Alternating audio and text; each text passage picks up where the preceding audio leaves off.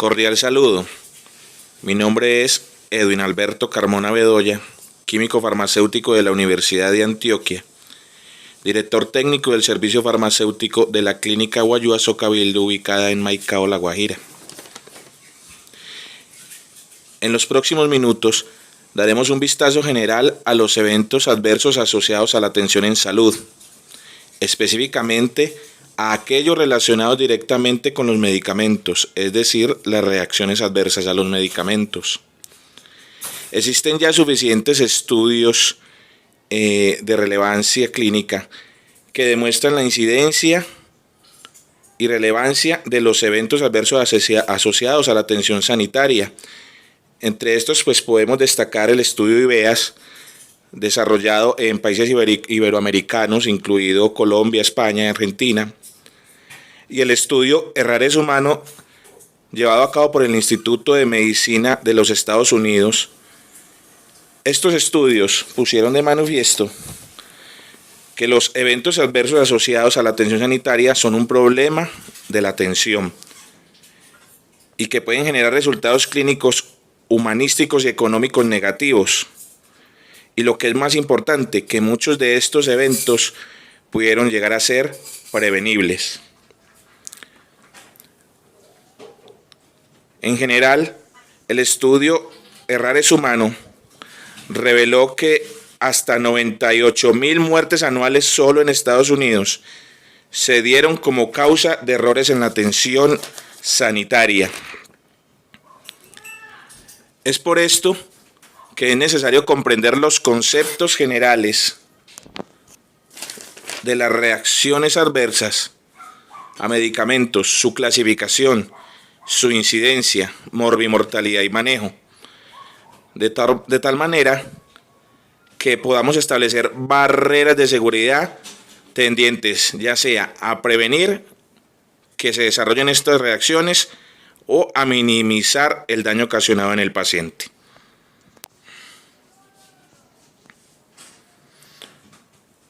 Definamos ahora qué es una reacción adversa a medicamento. En adelante la llamaremos RAM.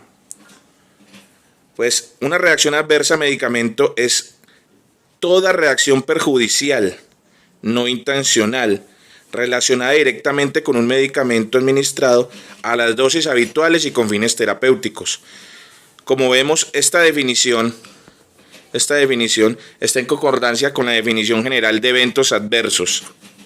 Pues hablamos de que es una reacción perjudicial o daño, como lo establece la definición, que no es intencional y que se da por efectos de la atención en salud, es decir, buscando un efecto terapéutico.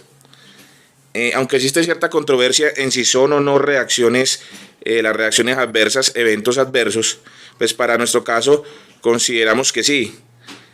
Ahora, podemos subdividir estas reacciones adversas en reacciones adversas o eventos adversos que pueden llegar a ser prevenibles y en aquellas que no lo son. Pues aquellas reacciones adversas que no sean prevenibles, pues las podríamos tomar en ese caso como complicaciones del tratamiento. Las reacciones adversas a medicamentos figuran entre las 10 causas principales de defunción en todo el mundo. Y es por eso que tenemos que establecer cuáles son sus mecanismos, sus frecuencias, sus incidencias, morbimortalidad, para poder actuar, para prevenirlas o minimizarlas. En esta diapositiva vemos que del 1 al 3% de las consultas de atención primaria son generadas por reacciones adversas a medicamentos. Es decir, muchas de esas consultas pueden llegar a ser prevenibles y podemos optimizar los tiempos de estas consultas externas que sabemos en estos momentos de nuestra atención sanitaria son tan importantes porque tenemos mucha inoportunidad en las consultas externas para los pacientes. Pero de un 1 a 3% de esas consultas pueden llegar a ser por reacciones adversas a medicamentos y en muchas de ellas evitables. También vemos que del 3 al 4% de las consultas de servicios de urgencias son generadas por reacciones adversas a medicamentos. Del 4 al 6% de los ingresos hospitalarios se generan por reacciones adversas a medicamentos y en los próximos minutos veremos algunos datos acerca de cuáles son las reacciones que más generan ingresos hospitalarios. Igualmente, esos pacientes que son hospitalizados tienen un riesgo del 10 al 30% de sufrir reacciones adversas mientras están hospitalizados. Y consecuentemente, una vez que estos pacientes son dados de alta, tienen una probabilidad del 18 al 29% de ser readmitidos nuevamente por reacciones adversas a medicamentos. Entonces vemos que el problema es realmente un problema de importancia en el sector salud. Para poder actuar sobre las reacciones adversas a medicamentos, debemos establecer cuáles son las diferentes clasificaciones de estos. Iniciaremos con las reacciones más comunes, que son las reacciones de tipo A. Como vemos en la figura, estas reacciones de tipo A se les da esa letra debido al inicio de su nombre, es decir, son reacciones aumentadas, aumented.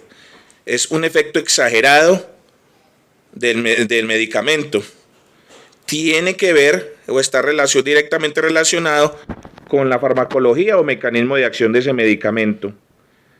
Es decir, que si nosotros conocemos el mecanismo de acción de ese medicamento, los mecanismos de acción de ese medicamento, pues podemos predecir cuáles pueden ser los posibles eventos adversos que se van a desarrollar. Y al poder predecir estos eventos adversos, pues podemos establecer barreras de seguridad para que no lleguen a ser mortales o para disminuir el daño en el paciente. Por lo tanto, estas reacciones en general son comunes, son de alta incidencia, lo vemos diariamente en la práctica clínica, desafortunadamente no son muy reportados, son relacionados con la farmacología del medicamento y por tanto son predecibles, y si establecemos las barreras de seguridad adecuadas, pues llegan a ser de baja mortalidad. Aquí vemos varios ejemplos. Los antihipertensivos. Por diferentes mecanismos, sabemos que el efecto esperado o deseado de los antihipertensivos pues es bajar la presión arterial alta, es decir, hipertensión, hasta niveles normales, es decir, hasta normotensión. Eso es lo que nosotros deseamos, el efecto terapéutico deseado. Pero por este mismo mecanismo, pues podemos encontrar que si ese efecto de baja de la presión es un efecto exagerado, pues nosotros vamos a encontrar que el paciente ya no va a encontrarse normotenso, sino que va a pasar de hipertenso a hipotenso. Lo mismo ocurre con los antidiabéticos, las insulinas, la glibenclamida. ¿Cuál es el efecto esperado? Bajar los niveles de azúcar altos, es decir, hiperglicemia, hasta unos niveles normales, es decir, normoglicemia. Y de este mismo modo, pues si el efecto es exagerado, aumentado, pues vamos a llegar a una hipoglicemia. Pasamos de una hiperglicemia a una hipoglicemia, la cual puede ser una reacción bastante seria que incluso comprometa la vida del paciente. Otro ejemplo de ello son los anticoagulantes. Tanto los anticoagulantes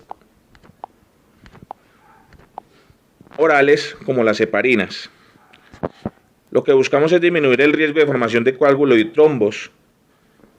Pero si el efecto es exagerado, encontraremos sangrado y hemorragia en el paciente.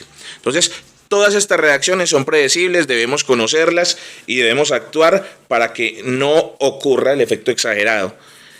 Básicamente estas reacciones dependen de la dosis, es decir, podemos actuar y prudentemente estableciendo tratamientos escalonados, empezando con las dosis mínimas efectivas y monitorizando los efectos en el paciente para prevenir la aparición de estas reacciones.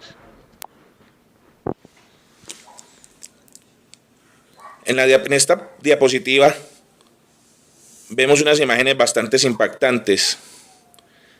Estas reacciones son las reacciones llamadas reacciones tipo B. La B hace relación a bizarro, a raro.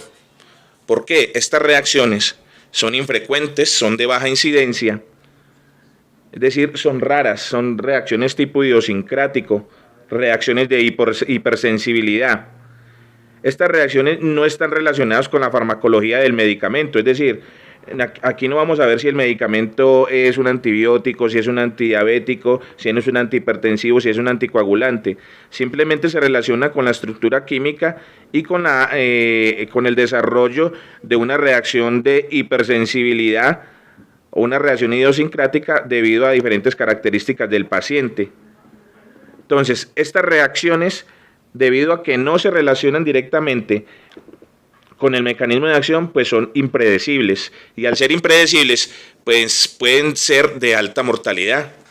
Un ejemplo de ello, pues son las reacciones anafilácticas. Es por eso que no se recomienda que se apliquen medicamentos inyectables fuera de los centros hospitalarios, puesto que los medicamentos parenterales tienen el potencial un mayor potencial de llevar al paciente a reacciones de hipersensibilidad y no tendríamos cómo actuar frente a un caso de anafilaxis.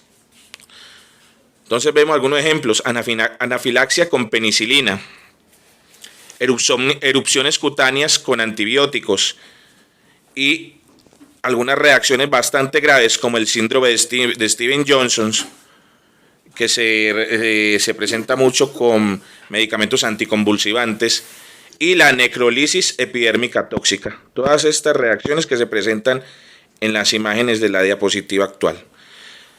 Cabe resaltar que muchas de estas reacciones no se presentan inmediatamente a la administración del medicamento. Es más, la mayoría de ellas son de inicio retardado. Y también se debe tener en cuenta que no son dosis dependientes. En el caso anterior veíamos que con disminuir la dosis del medicamento, con aumentar la frecuencia de administración o incluso con retirarlo, pues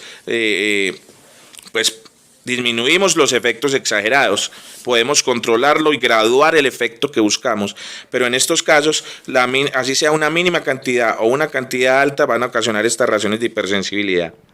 Más adelante veremos algunas de las reacciones cutáneas que ocasionan mayor daño en el paciente.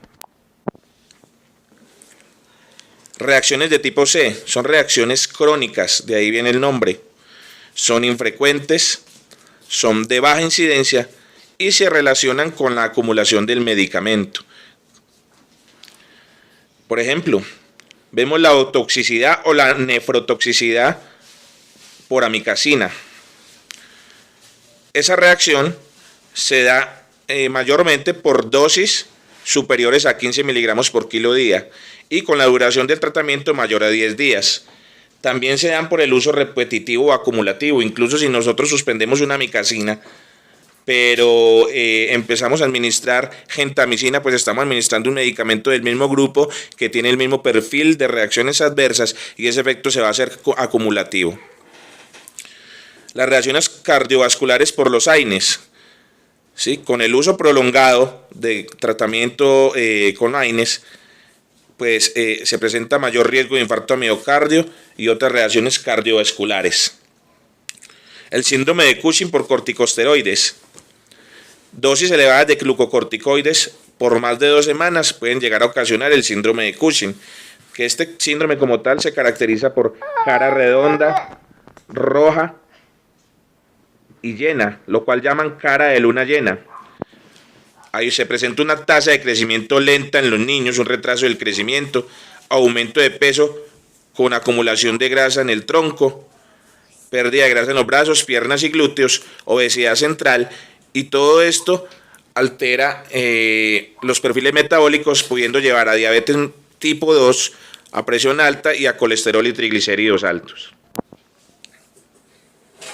Otro ejemplo de reacciones adversas a medicamentos son las reacciones tipo D, tiempo dependientes, retrasadas o delay. De ahí viene la letra D. Estas son infrecuentes, de baja incidencia. Usualmente son dosis dependientes. Ocurren cuando se manifiestan después de cierto tiempo de utilización del medicamento. En este caso podemos ver por el ejemplo de los efectos de los medicamentos cancerígenos.